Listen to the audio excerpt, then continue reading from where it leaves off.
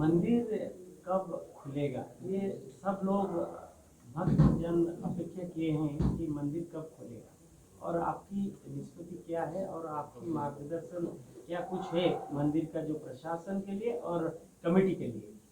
ऐसा है कि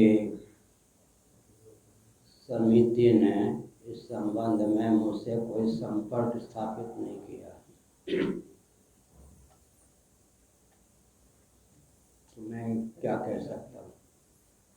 सभी लोग चाहते हैं, भक्तजन चाहते हैं कि आपकी मैसेज क्या है? ऐसा है कि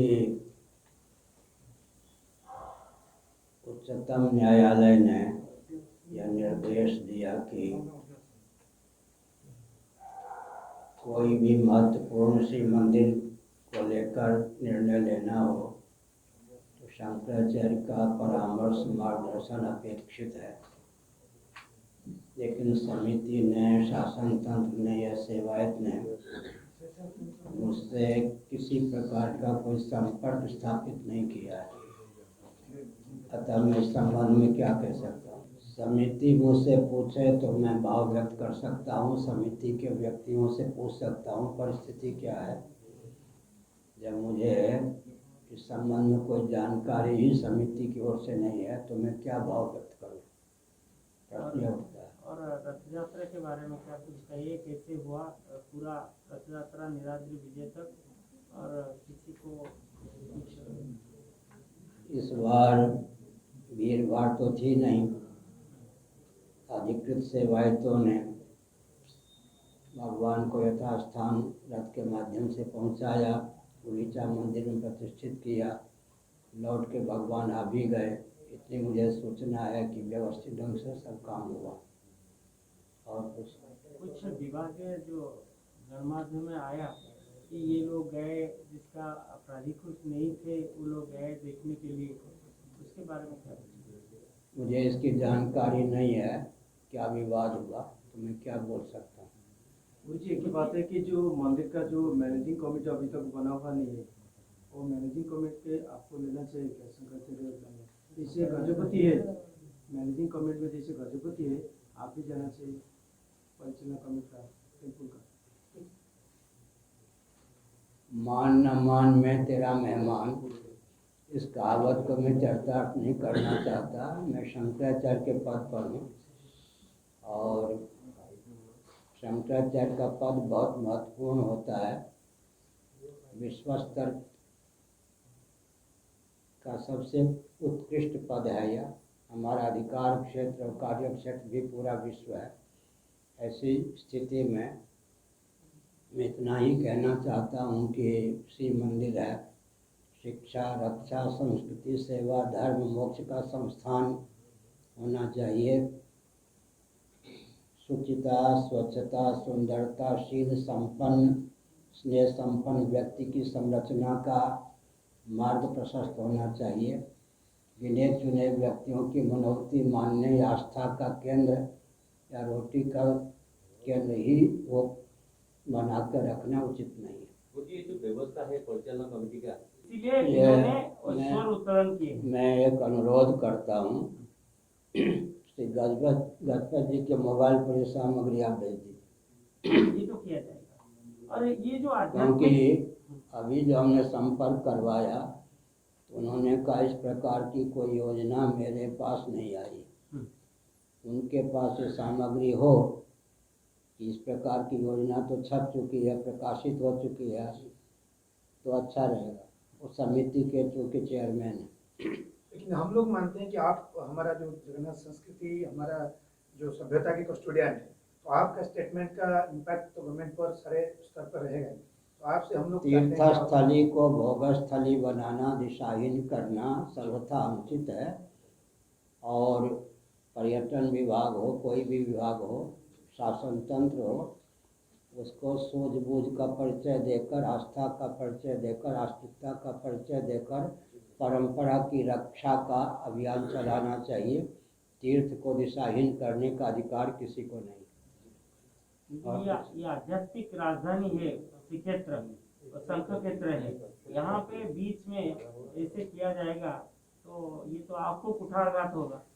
हम पे कुठाराघात नहीं होगा। यदि ऐसा अभियान है सचमुच में तो सरकार भी टूट सकती है। हम सरकार बनाने वाले भी हैं, तोड़ने वाले भी हैं। हमारी गति बहुत दूर तक। उन्होंने चौंकाने वाला प्रश्न मुझसे कर दिया, नरक का दर्शन करना है।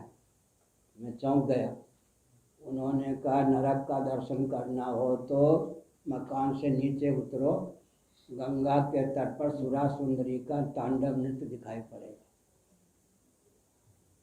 मुझे गुरुदेव ने कहा नरक का दर्शन करना हो तो सूर्यास्त के बाद गंगा के तट पर काशी में घूमो, सुरा सुंदरी का तांडव नृत्य दिखाई पड़ेगा।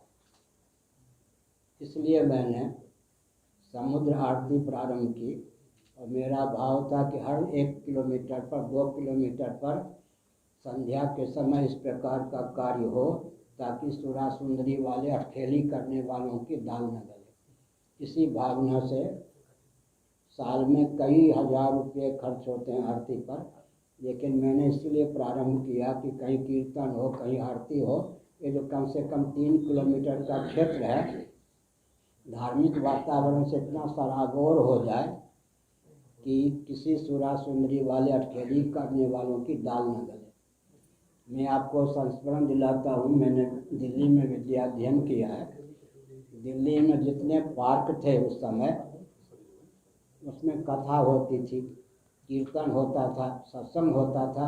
एक भी पार्क ऐसा नहीं था जब मैं दिल्ली में विद्यार्थी था जहाँ अश्लील मनोरंजन होता हो, मादक द्रव्य की पहुँच हो। कुछ नहीं।